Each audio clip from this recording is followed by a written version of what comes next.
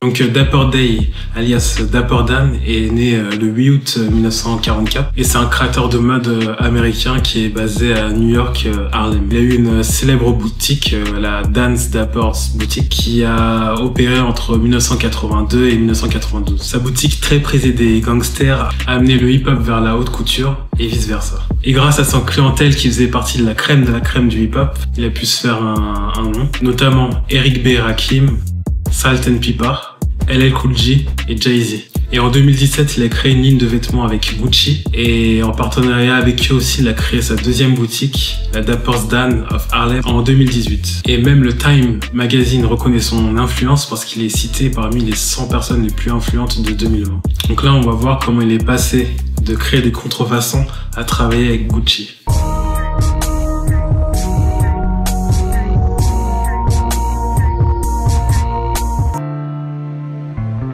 Donc à New York, la Fashion Week, c'est un événement important. Et c'est là où les plus grands créateurs de mode exposent leurs pièces, donc, qui sont portées par de magnifiques mannequins. Mais lui, le jeune Dapper Dan, il a grandi loin de tout ça et il vit dans son enfance à Harlem. Donc à Harlem, c'est un quartier populaire, surtout à l'époque de Manhattan, à New York. Et il vit avec sa famille, donc il a 3 frères et 3 sœurs et 2 parents, donc ils ont du mal à un peu joindre les deux bouts et faut dire qu'ils sont vraiment pauvres en fait, à tel point qu'ils allaient à l'école, les enfants, avec des chaussures trouées, et ça a marqué le Dapper Dan, donc Daniel Day. Quand il était petit, il allait à l'école et il avait très mal aux pieds parce qu'il avait des trous aux pieds, et ce qu'il faisait, c'était qu'il mettait des bouts de carton dans ses chaussures pour combler les trous, tellement il n'avait pas d'argent, sa famille n'avait pas d'argent pour lui acheter de nouvelles chaussures. Et un jour, il en a eu marre et il est rentré en pleurant, en sanglotant auprès de sa mère, et il m'a dit qu'il n'en pouvait plus, et ce jour-là, ça lui a vraiment marqué. Et donc c'est cette blessure qui lui donnera un sens aiguisé du style. Et du coup, c'est à l'école primaire que Daniel choisit le surnom de Dapper Dan, parce qu'il venait tout le temps avec des vêtements froissés et troués à l'école. Donc le jeune Dapper Dan, il grandit et 13 ans, il devient super débrouillard. Donc il commence à gagner sa vie en tant que hustler. Il joue au dé, des petits trucs par-ci par-là. Et il devient très talentueux au dé. Et il utilisera même les statistiques pour se perfectionner. Et du coup, c'est un peu comme ça qu'il peut améliorer sa garde-robe. Et aussi, on va dire, il faisait partie d'un gang, c'est Alibaba et les 40 voleurs, qui allaient shipper dans les friperies des vêtements ou dans les magasins de Manhattan. Donc tout ça pour mieux se vêtir.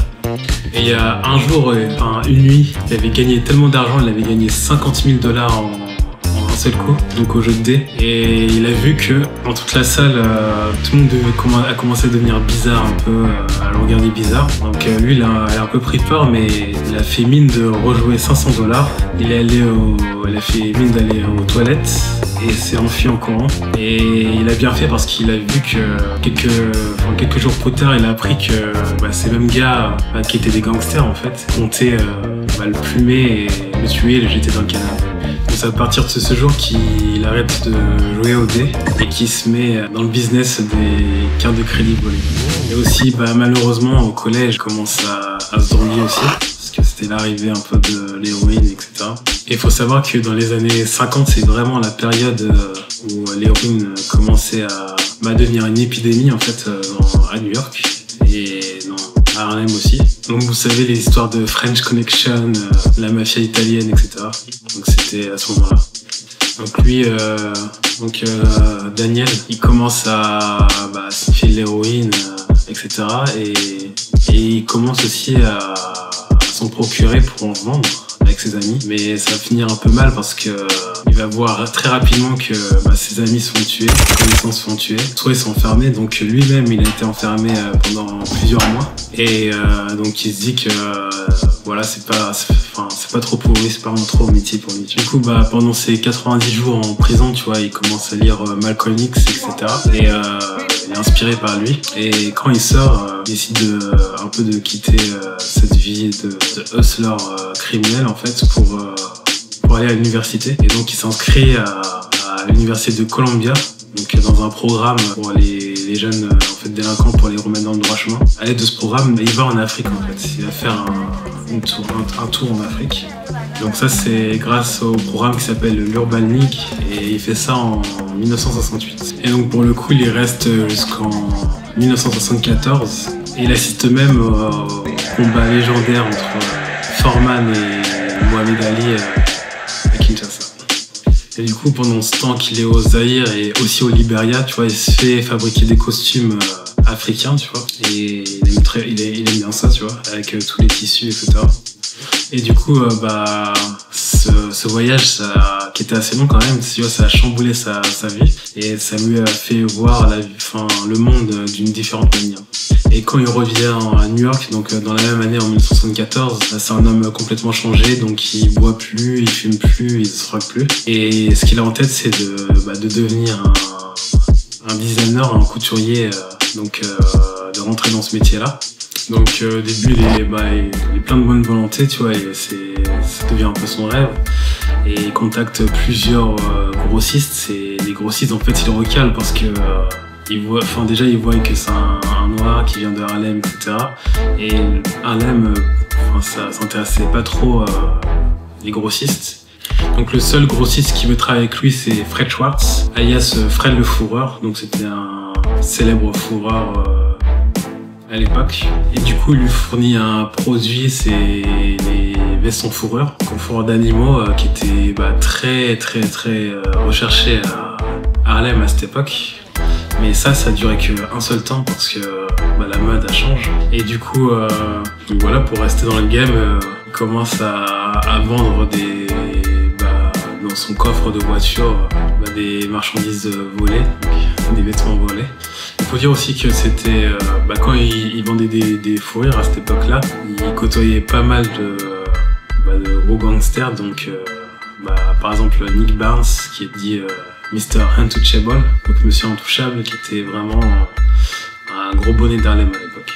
Voilà, donc après la mode des fourrures, il commence à vendre des marchandises volées, etc. Mais il se dit que, il veut pas rester dans ça en fait, et il est acharné, donc il se met lui-même à vraiment apprendre de lui-même des compétences industrielles en fait. Et donc il se renseigne dans tout ce qui est impression du textile, donc il travaille dessus, il se perfectionne dessus, jusqu'à qu'il invente même une technique pour imprimer sur du cuir. Et donc voilà, après par la suite, dans sa boutique, il vend ses propres créations et aussi il a recruté des couturiers qui étaient d'ailleurs tous sénégalais et tous wolof, donc qui travaillaient avec lui sur la couture, etc., la confection de vêtements personnalisés.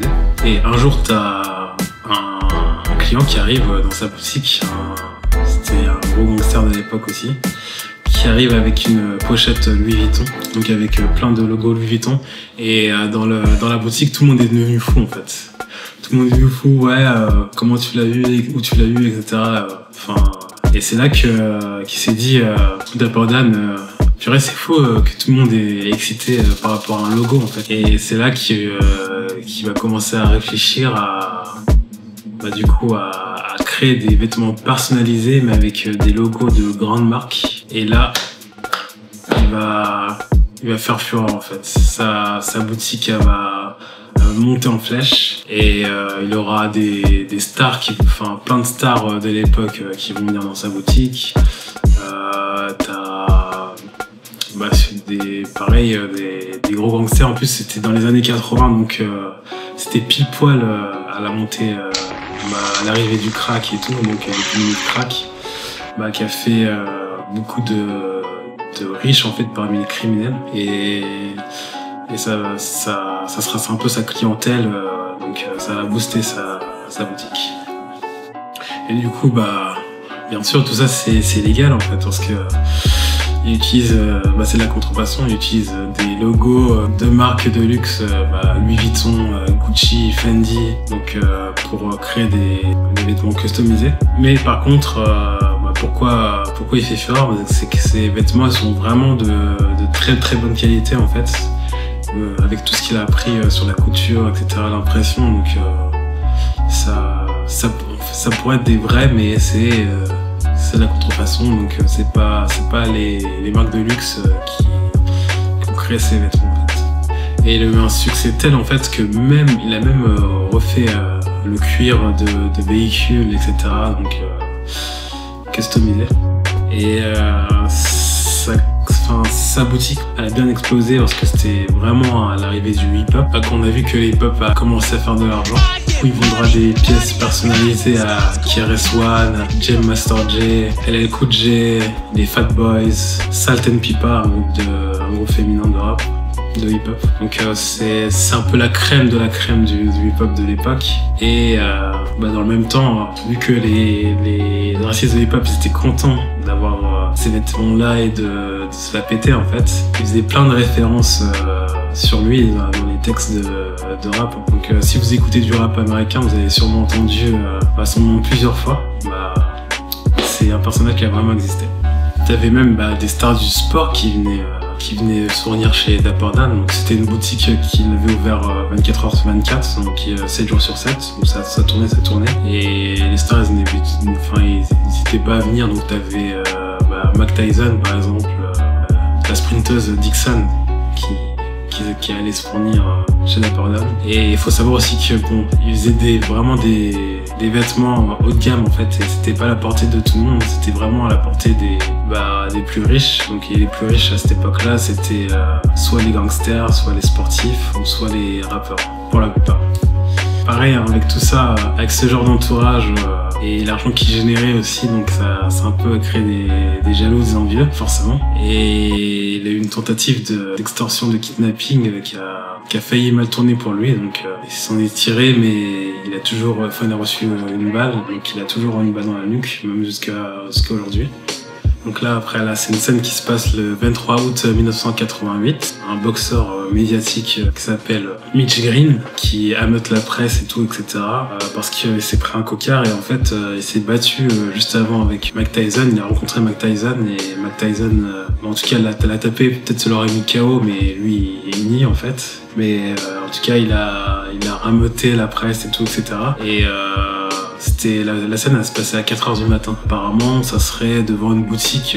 Ils se sont rencontrés ici parce qu'ils voulaient acheter des vêtements. Et tout le monde a commencé un peu, à la presse, etc., à se demander mais c'est quel genre de boutique qui est ouvert à cette heure-là où t'as des stars de la boxe qui viennent acheter là-bas. T'as même le New York Times qui fait un papier dessus, etc.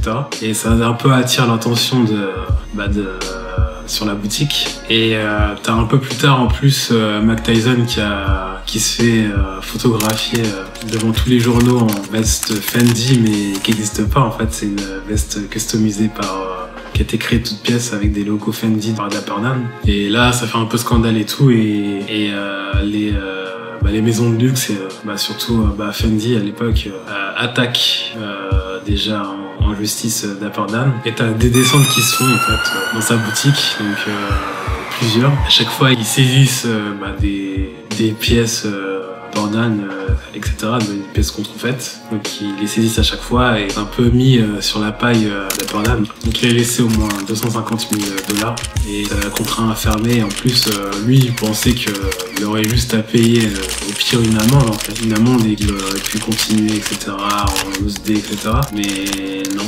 il était en justice, etc. Et ça force à fermer sa boutique et à être en clandestinité.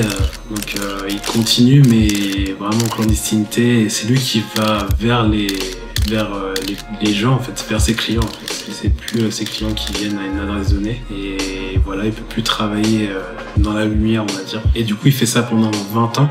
Et du coup, pendant ce temps-là, pendant 20 ans, il fait des allers-retours à Chicago, à Atlanta, pour vendre ses créations en underground. Et tu voyais par-ci, par-là, donc dans certaines cérémonies, tu pouvais reconnaître du Dapper Dan, etc. Vraiment, il était dans l'underground. Donc en mai 2017 à Florence, c'était un défilé de Gucci, et le directeur artistique en chef, il fait défiler des mannequins, un mannequin justement avec une veste Gucci avec des manches customisées avec plein de logos Gucci, etc. Mais ça ressemble fortement en fait à ce que Dapper Dan avait fait à l'époque pour une athlète, donc la sprinteuse Diane Dixon. Et elle a remarqué, elle a vu ça, et elle a commencé à faire un post sur sur les réseaux sociaux, etc. En disant ouais c'est pas normal, appropriation culturelle. Regardez, en plus, franchement ça ressemblait à fond, tu vois. Quelques différences près, je crois, un peu la couleur qui changeait, mais c'était vraiment la même. Et du coup c'est une idée que c'était l'inverse, c'était la maison de luxe qui avait un peu shippé les idées, les créations de Dapper Dan et exposé ça, voilà. Et donc ça a remis un peu de lumière sur lui et tout. Et pour répondre au bad buzz, Gucci propose à Dapper Dan s'il veut créer une ligne de vêtements avec eux, donc il accepte. Donc il crée une collection pour hommes, en collaboration Dapper Dan Gucci. Donc ça se passe bien, etc. Et par la suite, en 2018, ils collaborent ensemble, mais en recréant en fait la boutique de Dapper Dan comme elle était à l'époque, dans les années 80. Ce qu'il faut, c'est que la place à Harlem et qu'il est, on va dire, vraiment en collaboration en fait. Donc c'est lui qui a les idées, qui travaille le matériel, etc. Et donc c'est lui qui fait ses créations de lui-même, etc. Mais cette fois-ci, c'est qu'il a que les tissus, etc. Les tissus, le logo qui vient de Gucci, en fait, il travaille avec. Et donc le nouvel atelier de Dapper Dan, il ouvre à Lenox Avenue, à Harlem. Et ça en fait le premier atelier de luxe à Harlem. Donc l'histoire se termine bien pour lui. Donc une maison d'édition lui propose de créer ses mémoires. Et il y a aussi un film qui sera fait sur lui. Donc Sony a acquis les droits et c'est en préparation. Donc voilà, maintenant vous savez un peu plus sur la vie de Dapper Dan et comment il a influencé le hip-hop, la mode. Donc c'est le premier qui a mis un peu ce délire hip-hop luxe donc dans le monde. Et voilà pour l'histoire de Dapper Dan. Donc pareil, si vous avez aimé, n'hésitez pas à liker, à commenter, à s'abonner. Et moi je vous dis à plus, à la semaine prochaine. Wesh wesh.